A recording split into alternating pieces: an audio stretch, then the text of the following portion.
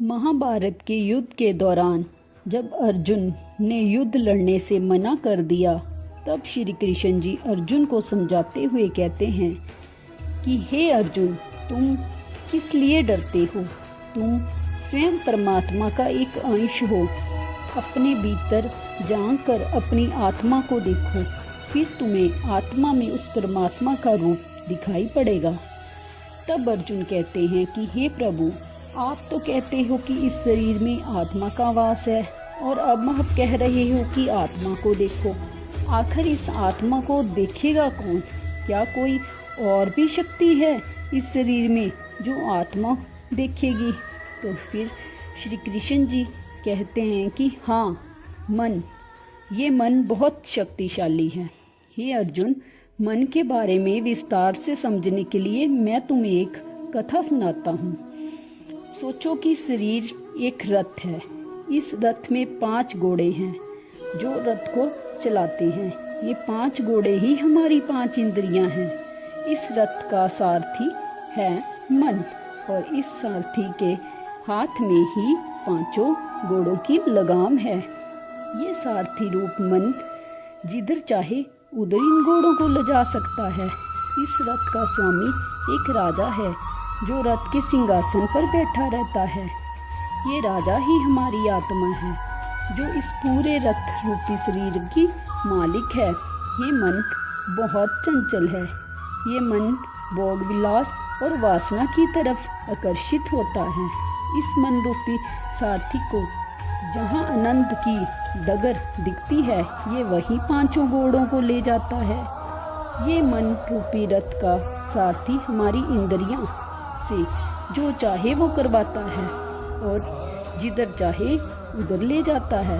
हमारे इस शरीर की जो आत्मा है वे रथ का राजा है।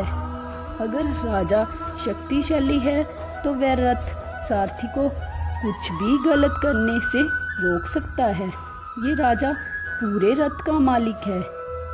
ये जो भी आज्ञा देगा वह इस सारथी को माननी होगी। लेकिन दुर्भाग्यवश इस मन को काबू करना इतना आसान नहीं है।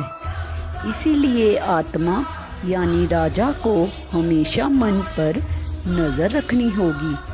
अगर आत्मा मन पर काबू पा ले तो ये मन फिर आत्मा का ही कहना मानता है। हे अर्जुन, ये मन इतना शक्तिशाली है, अगर इसे इंसान ने काबू नहीं किया तो ये जीवन भर तुम्हें भटकाता रहेगा। और अगर इंसान ने मन को काबू में कर लिया तो ये मन आत्मा को परमात्मा तक ले जाता है। इतना बलशाली है ये मन। हे अर्जुन, इस मन की ताकत का तुमको बिल्कुल भी अंदाजा नहीं है। जो इंसान इस मन की शक्ति को समझ लेता है और उसे काबू में कर लेता है, वह इंसान ही देव पुरुष बन जाता है। अर्जुन, हे कृष्ण, ये मन इतना बलशाली है तो इसे वश में करने के लिए क्या उपाय है? इसे कैसे हम अपने वश में करके रख सकते हैं? श्री कृष्ण जी कहते हैं कि अर्जुन, इस मन पर काबू पाने के 2 ही रास्ते हैं। एक है अनुभव और दूसरा है वैराग। ये मन बड़ा चंचल है। जब भी ये गलत दिशा में जाएगा, इसे रोको और अपने मन को काबू में रखो। अपने मन को वापस सही रास्ते पर लेके आओ। ये फिर भागेगा, तुम फिर इसे पकड़ कर ले आओ। लेकिन तुम हर बार इसे पकड़ कर लाते रहोगे तो इस प्रकार ये तुम्हारे काबू में आ जाएगा। जिस प्रकार किसी घोड़े को काबू में करने के लिए इंसान को कई प्रयत्न करने पड़ते हैं, नया घोड़ा नए सवार को अपने ऊपर बैठने नहीं देता, घोड़सवार को बार बार नीचे गिरा देता है। लेकिन अगर घोड़सवार बार बार गिरने के बावजूद भी घोड़े को काबू करने की कोशिश करता है तो अंत में घोड़े पर काबू पाने में वह सफल हो जाता है। फिर इसी ही प्रकार अपने मन को अपने काबू में रख लोगे तो तुम भी एक दिन सफल हो जाओगे।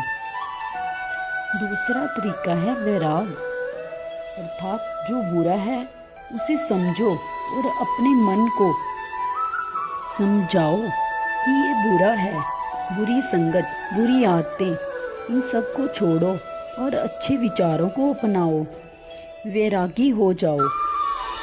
उनकी तरफ कभी ध्यान मत दो जो मन को गलत विचार लाकर देते हैं।